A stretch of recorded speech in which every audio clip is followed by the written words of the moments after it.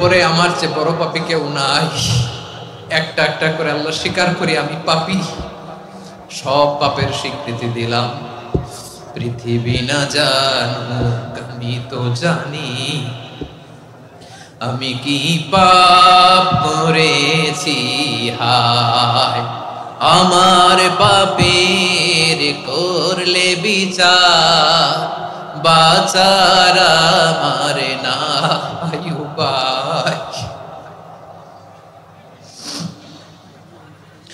দয়াময় তুমি মাফ করো আমায়,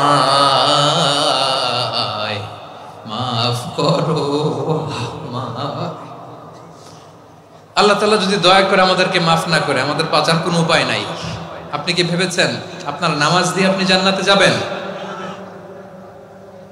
আপনি তাহাজ্জুদ গুজার, সেজদা দিতে দিতে কপালে দাগ ফেলেছেন, এটা আপনারা জান্নাতে নেবে না? আপনি এলাকার সবচেয়ে বড় হাতেম তাই দানশীল, এই দানের ভরসায় বসে আছেন কশিন কালো না। আমাদের নামাজ, আমাদের রোজা, আমাদের ইবাদত, এগুলোকে মিজানের পাল্লায় উঠালে কোনো ওজনই হবে না। তবে আমাদের একটা কৌশল জানা আছে, আমরা আল্লাহর রহমতের ভিখারি। আমরা সেদিন আগেই গুনার স্বীকৃতি দিয়ে দেব। আমরা বলবো আল্লাহ তুমি প্রশ্ন করার আগে তোমার একটা কথা বলি, আমারে কিছু জিজ্ঞেস করো না, আমি সব করেছি। এমন কোন পাপ নাই যে পাপ আমারে দিয়ে হয় নাই। তোমার রহমত দিয়ে তুমি জান্নাতে পাঠাবা, তোমার দয়ায় জান্নাতে যেতে চাই, আমল দিয়ে না। পারবেন বলতে? কিয়ামতের দিন আমরা বলবো আল্লাহ আমার আমল দিয়ে জান্নাত চাই না, আমি তোমার দয়া দিয়ে জান্নাত চাই। তোমার দয়া ছাড়া আমার কোনো উপায় নাই। কারণ আল্লাহ যদি বিচার করে বাঁচার কারো উপায় নাই। আল্লাহ যদি বলে ফেলেন তুই এটা করলি কেন, ওখানে গেলি কেন, কোরআনে 1000 বার নিষেধ করলাম তারপরেও এই পাপে জড়ালি কেন, এরকম প্রশ্ন ছুড়ে দিলে আমার উত্তর আছে? বাঁচার কোনো উপায় আছে? রোজ হাসরে হে আল্লাহ আমার করোনা বিচার, আল্লাহ করোনা বিচার। বিচার চাহি না তব দয়া চাই, এ গুনাহগার, আল্লাহ করোনা বিচার। আপনার আমল দিয়ে জান্নাতে যাবেন? কি দিয়ে যাবেন? আল্লাহর দয়া দিয়ে। আল্লাহর রহম আর দয়া ছাড়া কেউ জান্নাতের চেহারাও দেখতে পাবে না। আমার প্রিয় ভাইয়েরা, এই দোয়া আল্লাহর কাছে পছন্দনীয় হওয়ার কারণ 3টা। দোয়ার প্রথম অংশে আছে তাওহীদ, আল্লাহর একত্ববাদের ঘোষণা। এই দোয়ার দ্বিতীয় অংশ আছে তাসবিহ, আল্লাহর প্রশংসা সূচক বাণী। এই দোয়ার 3 নাম্বার অংশ পাপের স্বীকৃতি। তাহলে আমরা সবাই গুনাহগার। আমরা আল্লাহর কাছে পাপের স্বীকৃতি দিয়ে বলবো, ও আল্লাহ ইন্নী কুনতু মিনাজ জালিমিন, আমরা জুলুম করেছি, পাপ করেছি, অন্যায় করেছি, আল্লাহ বুঝতে পারি নাই। শয়তানের ওয়াসওয়াসায় পড়ে, বন্ধুর পাল্লায় পড়ে, নফসের খায়েশ মিটাতে যে আল্লাহ করে ফেলেছি। তুমি গুনাহ না মাফ না করলে আমাদের গুনাহ মাফ করার দ্বিতীয় কেউ নাই। ঠিক কিনা বলেন? এভাবে অনুতপ্ত হয়ে যদি আল্লাহর কাছে দোয়া করেন, দেয়ালে পিঠ থেকে গেছে, কোনো রাস্তা নাই বের হওয়ার, ওই মুহূর্তেও আপনাকে বিপদ থেকে উদ্ধার করবে কে? বিশ্বনবী চরম বিপদে পড়লে 2টা দোয়া পড়তেন। প্রথম হলো এটা, লা ইলাহা ইল্লা আনতা সুবহানাকা ইন্নী কুনতু মিনাল জালিমিন। এই দোয়াটা আমরা বেশি বেশি পড়ব প্রিয় ভাইরা। রাজি আছেন? সবাই আওয়াজ করে পড়ুন ইনশাআল্লাহ। আমার প্রিয় ভাইয়েরা, বিপদে পড়লে বিশ্বনবী আরো একটা দোয়া পড়তেন, লা ইলাহা ইল্লাল্লাহুল আযীমুল হালিম, লা ইলাহা ইল্লাল্লাহু রাব্বুল আরশিল আযীম, লা ইলাহা ইল্লাল্লাহু রাব্বুস সামাওয়াতি ওয়াল আরদি ওয়া রাব্বুল আরশিল কারীম। এই যে বললাম, রেকর্ড হয়ে গেছে। এখন তো আর ইনস্ট্যান্ট মুখস্থ না হলো, পরে মুখস্থ করে নেবেন। আল্লাহ ছাড়া কোনো উপাস্য নাই, তিনি সুমহান, মহা সহিষ্ণু। আল্লাহ ছাড়া কোনো উপাস্য নাই, তিনি সুমহান, আরশের অধিপতি। আল্লাহ ছাড়া কোনো উপাস্য নাই, তিনি আকাশের মালিক, জমিনের মালিক, তিনি সুবিশাল আরশের অধিপতি। সুবহানাল্লাহ পড়েন। এই দোয়াটা কেউ যদি পড়ে যদি এর ওসিলা করে দোয়া করে, তাকে বিপদ থেকে মুক্তি দেয় কে? মনে থাকবে আপনাদের? তাহলে বিপদের প্রথম ধাক্কায় কি যেন পড়তে হয়? ইন্না লিল্লাহ। তারপরে কি বলে আল্লাহর কাছে নিজেকে সঁপে দিতে হয়? দেয়ালে পিঠ থেকে গেলে লা ইলাহা ইল্লা আনতা সুবহানাকা ইন্নী কুনতু মিনাজ জালিমিন। দুই নাম্বার হচ্ছে লা ইলাহা ইল্লাল্লাহুল আযীমুল হালিম, লা ইলাহা ইল্লাল্লাহু রাব্বুল আরশিল আযীম, লা ইলাহা ইল্লাল্লাহু রাব্বুস সামাওয়াতি ওয়াল আরদি ওয়া রাব্বুল আরশিল কারীম। মনে থাকবে? ইনশাআল্লাহ বলেন সবাই, আওয়াজ করে সবাই ইনশাআল্লাহ। অনেক সময় এমন হয় হঠাৎ বিপদের সম্মুখীন হই আমরা, রেডি হয়ে বের হইছে অফিসে, হঠাৎ অ্যাক্সিডেন্টে পড়ে যাই, হঠাৎ পেটের ব্যথায় অজ্ঞান, এরকম হয় না? আপনাদের হয় না? বিষ্ণু ইসলাম বলেন আকস্মিক দুর্ঘটনার বিপদ থেকে যদি কেউ বাঁচতে চায় সকাল সন্ধ্যা যেন প্রত্যেকে এই দোয়াটা পড়ে। সকালে যদি 3 বার পড়ে সন্ধ্যা পর্যন্ত হঠাৎ হঠাৎ বিপদ থেকে সে রক্ষা পাবে।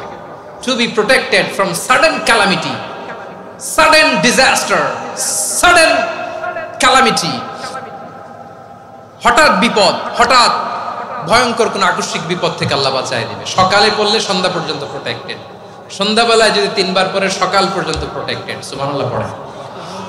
দোয়াটা কি? দোয়াটা হচ্ছে বিসমিল্লাহিল্লাযী লা ইয়াদুররু মা ইসমিহি শাইউন ফিল আরদি ওয়ালা ফিস সামাই ওয়া হুয়াস সামিউল আলিম। ছোট না? অনেক ছোট, মুখস্থ করবেন। বিসমিল্লাহিল্লাযী লা ইয়াদুররু মা ইসমিহি শাইউন ফিল আরদি ওয়ালা ফিস সামা। ওই আল্লাহর নাম নিচ্ছি যে আল্লাহর নামের বরকতে আকাশ জমিনের কোনো কিছু কারো কোনো ক্ষতি সাধন করতে পারে না। তিনি সর্বশ্রোতা সর্বজ্ঞ। সুবহানাল্লাহ পড়েন। পড়বেন এই দোয়াটা, বিসমিল্লাহিল্লাযী লা ইয়াদুররু মা ইসমিহি শাইউন ফিল আরদি ওয়ালা ফিস সামাই ওয়া হুয়াস সামিউল আলিম। ফজরের পরে 3 বার, মাগরিবের পরে 3 বার যদি কেউ পড়ে প্রোটেক্টেড, যে কোনো হঠাৎ বিপদ থেকে প্রোটেক্টেড। প্রোটেক্ট করেন কে? ওই আল্লাহর নাম নিচ্ছি যে আল্লাহর নামের ওসিলায় আকাশ জমিনের কোনো কিছু কোনো ক্ষতি করতে পারে না। সুবহানাল্লাহ পড়েন। আচ্ছা, এবার আমাদের জীবনে দুশ্চিন্তা আছে না নাই বলেন? Tension, hyper tension, anxiety, depression, চিন্তা টেনশন নাই এরকম কে কে আছে দেখি?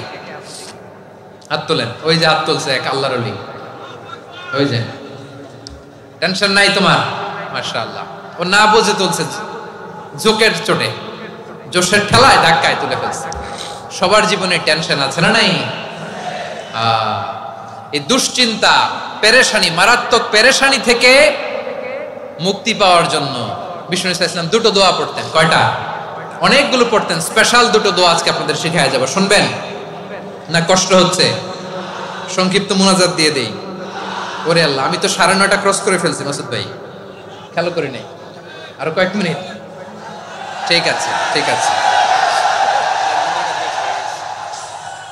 পেরেশানিতে পড়লে, টেনশনে পড়লে এই দোয়াটা, প্রিয় ভাইরা, বিষ্ণু ইসলাম যখন খুব বিপদে পড়তেন, দুশ্চিন্তা ওনাকে ঘিরে ধরতো, উনি পড়তেন ইয়া হাইয়ু ইয়া কাইয়ুম বিরহমাতিকা আস্তাগীথ, ইয়া হাইয়ু ইয়া কাইয়ুম বিরহমাতিকা আস্তাগীথ, ইয়া হাইয়ু ইয়া কাইয়ুম, হে শাশ্বত অবিনশ্বর, হে চিরঞ্জীব, বিরহমাতিকা আস্তাগীথ, তোমার রহমতের উসিলায় তোমার কাছে ফরিয়াদ করি। এটা পড়তেন।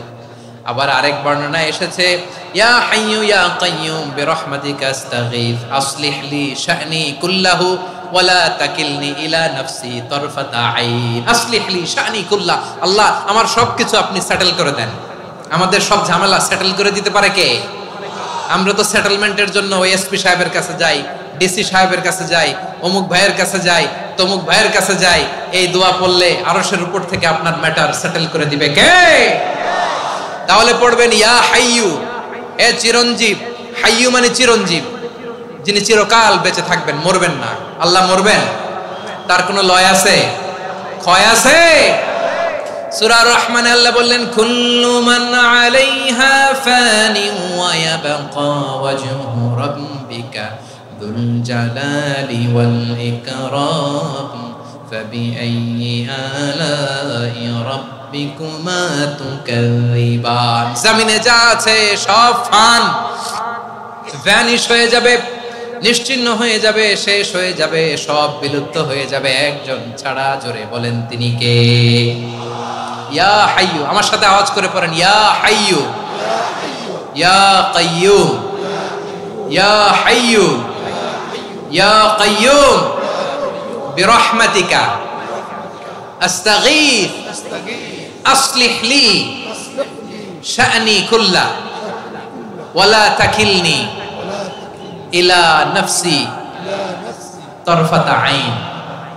এভাবে দোয়া করলে আপনাকে বিপদ মুক্ত করবে কে? এই দোয়াটা কেন পছন্দ আল্লাহর কাছে? কারণ এখানে আল্লাহর দুইটা সুন্দর নাম আছে, গুণবাচক নাম, আল হাই, আল কাইয়ুম, এই দুটো নাম আছে এখানে। আবার এই দুইটা আয়াতুল কুরসির অংশ। আয়াতুল কুরসির শুরুতে এটা আসরা নাই? হ্যাঁ, আসরা নাই। 3 নাম্বার কারণ, এটা ইসমে আজম। কোন দোয়াটা ইসমে আজম? যে দোয়া ওসিলায় দোয়া করলে আল্লাহ দোয়া ফেরায় না। অনেকগুলো মত আছে, সবচেয়ে ভ্যালিড মত হচ্ছে এটা, ইয়া হাইয়ু ইয়া কাইয়ুম। এর ওসিলা দিয়ে দোয়া করলে দোয়া কবুল করে কে?